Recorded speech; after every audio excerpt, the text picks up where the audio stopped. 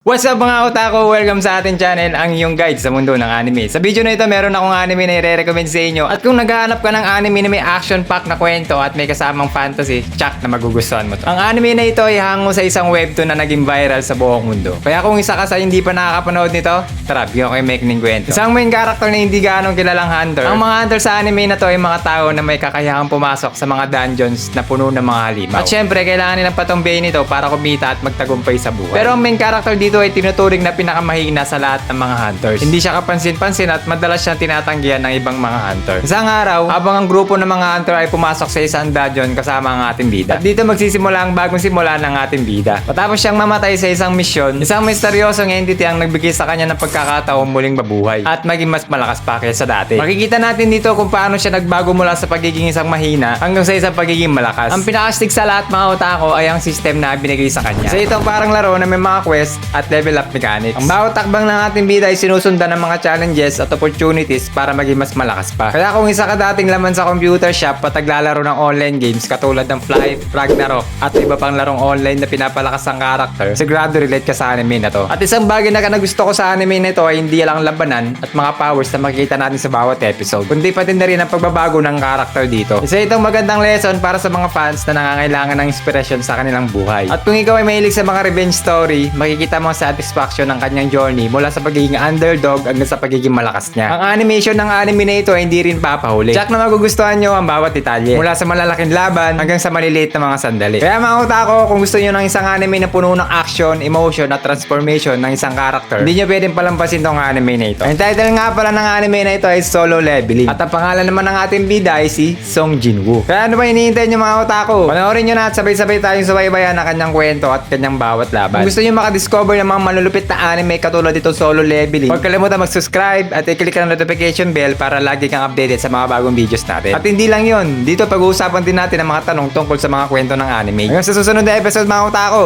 Peace!